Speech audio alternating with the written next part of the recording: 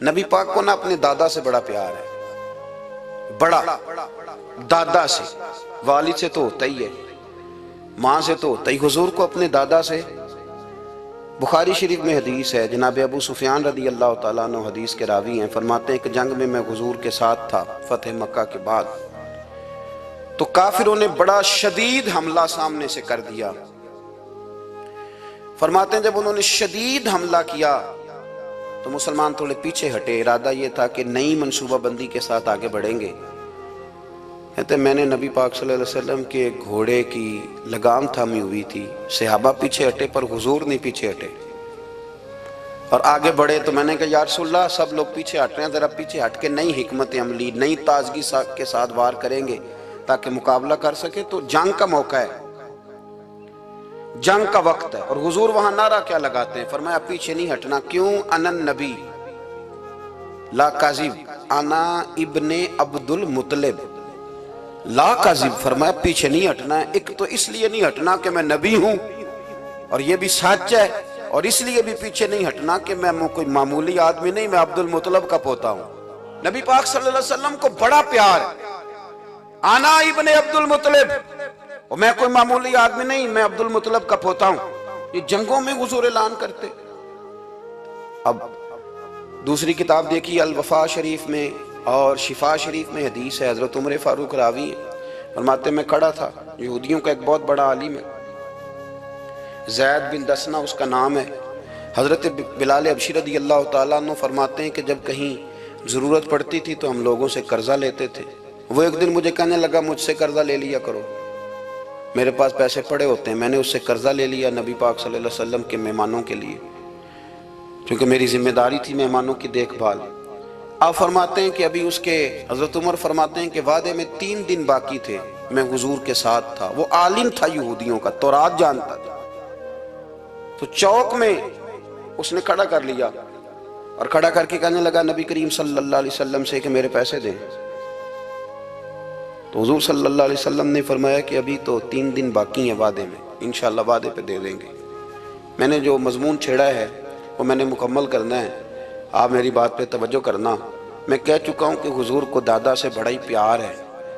اب وہ یہودیوں کا عالم کیا کہتا ہے نبی پاک کو، تانا کس طرح دیتا ہے، معاذ اللہ ثم معاذ اللہ، نقل کفر کفر نہ باشا۔ جب حضور نے کہا نا ابھی 3 دن باقی ہیں، تو کہنے لگا جی معاذ اللہ ثم معاذ اللہ، پھر معاذ اللہ، کروڑ دفعہ معاذ اللہ۔ کہنے لگا جی عبد المطلب کی اولاد کا طریقہ یہ ہے، پیسے لے لیتے ہیں پھر واپس نہیں کرتے، ہے نا اشتعال والی بات۔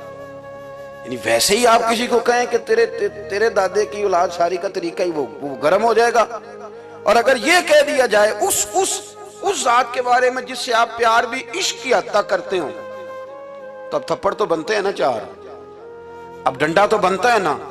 لیکن میرے نبی پاک اشتعال میں نہیں آتے تھے، مزاج نہیں تھا رسول کریم کا۔ نبی کریم صلی اللہ تعالیٰ علیہ وسلم اتنی بڑی بات کر دی کہ حضرت عمر کہتے ہیں میں نے یوں کر کے تلوار پہ ہاتھ رکھا، نکال لی نیام سے باہر، گردن اڑاؤں گا اس گستاخ کی۔ رسول کریم نے فرمایا عمر یہ تو کیا کر رہا ہے، تیرے تو ذمہ یہ تھا کہ تو اسے نرمی کا کہتا اور مجھے پیسے دینے کا کہتا، اب اس طرح کر، اسے فلاں جگہ لے جا، وہاں کھجوریں پڑی ہیں تول کے دے دے، چل 2 کلو زیادہ بھی دے دینا۔ حضرت عمر فاروق رضی اللہ تعالیٰ عنہ کہتے ہیں میں نے کہا حضور زیادہ کس بات کی، میں تو پوری بھی ذرا ناپ تول کے دوں گا، اور احتیاط سے، کس بات کی زیادہ، اس نالائق کو زیادہ دوں؟ تو حضور فرمانے لگے زیادہ اس لیے دینی ہے کہ تو نے اسے ڈانٹا ہے، تو نے تلوار دکھائی ہے، اب 2-3 کلو زیادہ دینی۔ حضرت عمر کہتے ہیں میں لے گیا اور میں نے 2-3 کلو کھجوریں زیادہ دی، پر وہ میرے اندر جو اس کے بارے میں کوفت تھی وہ جاتی نہیں تھی، میرا دل کرتا تھا کاٹ ڈالوں اسے، اور جب میں نے دے لی نا تو میرے قریب آیا، میرے گھٹنے پہ ہاتھ رکھا۔ آنسو بڑے قیمتی ہوتے ہیں، ایک کبھی نکلتے ہیں۔ کہتے ہیں جب میرے گھٹنے پہ اس نے ہاتھ رکھا تو وہ یہودیوں کا عالم رو پڑا، کہنے لگا عمر تیرا کیا خیال ہے کہ میں بلا وجہ یہ میں نے بات کر دی؟ کہا نہیں، تو روتا کیوں ہے، پہلے بے ادبی کرتا ہے اب روتا ہے۔ تو کہنے لگا عمر میں کوئی معمولی آدمی نہیں، میں پڑھا لکھا بندہ ہوں، معمولی ہوتا تو جلدی مان جاتا، میں تورات کا، انجیل کا، زبور کا عالم ہوں، میں نے آخری نبی کی ساری صفتیں اپنی کتابوں میں پڑھی ہیں، میں نے ساری باتیں چھپ چھپ کے نبی پاک میں دیکھ لی تھی، ایک بات میں نے حضور کی آزمانی تھی ابھی، وہ یہ تھا کہ نبی پاک کے سامنے جتنی بھی جہالت کرو گے نا، اللہ کے رسول کا حلم اس پر غالب آ جائے گا، حضور کا صبر اس پر غالب آئے گا۔ میں نے نا آج وہ آزمانا تھا، اور میں نے نا سازش کر کے بلال کو پیسے دیے تھے، اور میں نے سازش کر کے 3 دن پہلے مانگے تھے، پر عمر تجھے مبارک ہو، میں نے تو آزما کے مانا ہے، تو بغیر آزمائے محمد عربی کا غلام بن گیا ہے، اب لے جا، مجھے معافی بھی دلا، اور نبی پاک صلی اللہ علیہ وسلم کی غلامی بھی میرے لیے، اس سند پہ بھی تو میرے ساتھ شامل ہو۔ زندگی میں اشتعال نہ اپنے آپ کو آنے دے۔ لوگ دنیا میں باتیں کرنے آئے ہیں، اور باتیں کرنے والے رہ جایا کرتے ہیں، باتیں کرنے والے، میری بات کی سمجھ آ رہی ہے، اور کام کرنے والے وہ کر جاتے ہیں۔ اگر آپ باتوں پہ آپ وقت گزاریں گے تو رہ گئے۔ اشتعال، وکیلوں کو بھی یہاں اشتعال آتا ہے، یہاں ڈاکٹروں کو بھی اشتعال آتا ہے، یہاں فلانے کو بھی اشتعال آتا ہے، یہاں بھئی آپ کس چکر میں پڑ گئے؟ اگر آپ کو اشتعال ہی آنا ہے، آپ دیکھیں نا اہل طائف نے نبی پاک کے ساتھ کیا کیا۔ تاریخ میں نا کچھ الفاظ ایسے ہیں جو پڑھے نہیں جاتے۔ جب انہوں نے کہا کہ معاذ اللہ، آپ نبی ہیں جو دروازہ دروازہ گھوم رہے ہیں، آپ نبی ہیں جن کے ساتھ لشکر ہی کوئی نہیں، پیسے ہی کوئی نہیں، آپ ہیں، اتنے سخت جملے، اور پھر پتھر بھی مارے۔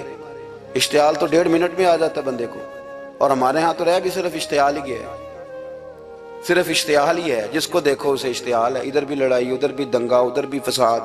بھئی آپ چھوڑیں۔ رسول کریم علیہ السلام کو حضرت زید بن حارثہ نے کہا حضور دعا کریں گے تباہ ہو جائیں، نبی پاک نے فرمایا، لفظ حدیث کے فرمایا، لم ابعث لعانا، فرمایا میں کو تانے دینے والا بن کے آیا ہوں، میں کو وہ ہوں جو تانا زنی کروں گا، بد دعا دوں گا انہیں۔ فرمایا انما بعثت ہادیا و رحمہ، فرمایا میں تو رحمت بن کے آیا ہوں اور لوگوں کو ہدایت کا راستہ دکھانے کے لیے آیا ہوں۔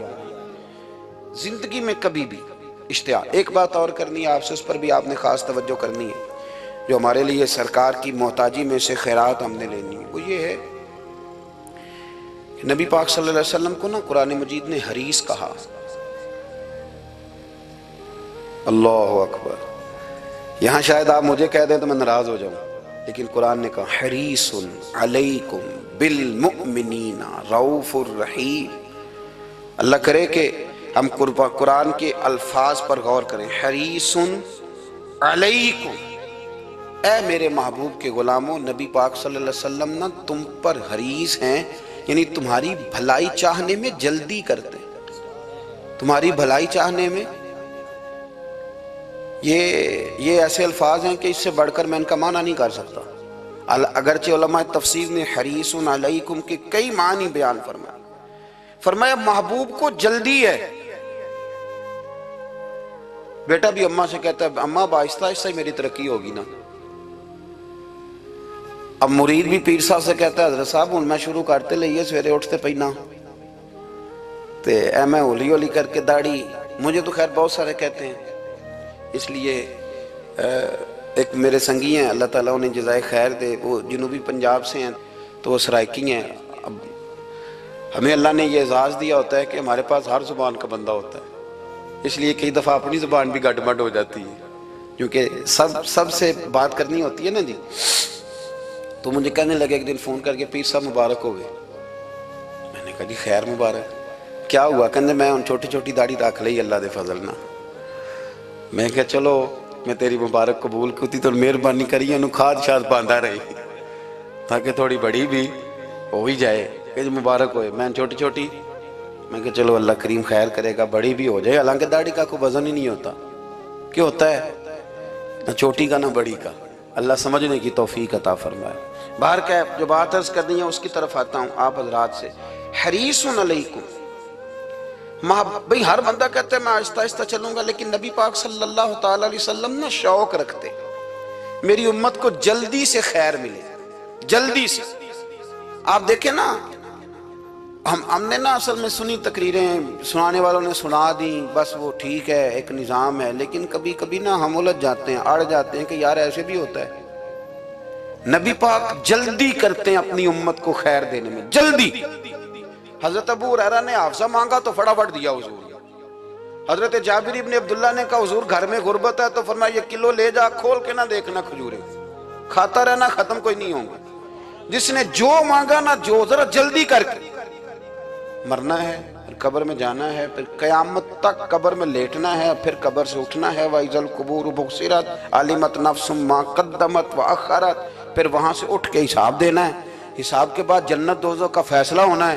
اور میرے نبی پاک صلی اللہ علیہ وسلم کو بڑا شوق ہے امت جلدی جلدی جنت میں جائے، لہذا فرمایا ابو بکر تو بھی جنتی ہے۔ حضور وہ قبر، وہ اٹھنا، وہ حساب کتاب، فرمایا میں جانوں اللہ جانے۔ عمر تو بھی جنتی ہے، عثمان بھی جنتی ہے، علی بھی جنتی ہے، طلحہ بھی جنتی ہے، زبیر بن عوام بھی جنتی ہے، طلحہ بن عبید اللہ بھی جنتی۔ 10 بندوں کو نہ کھڑے کھڑے جنت۔ امام حسن اور حسین پیچھے کھیل رہے تھے تو پوچھ لیا کسی نے حضور یہ 10 تو جنتی ہیں، تو فرمایا جو پیچھے ہیں، تو کہا سید الشباب اہل الجنہ، یہ جنتی ہیں اور یہ جنتیوں کے سردار ہیں۔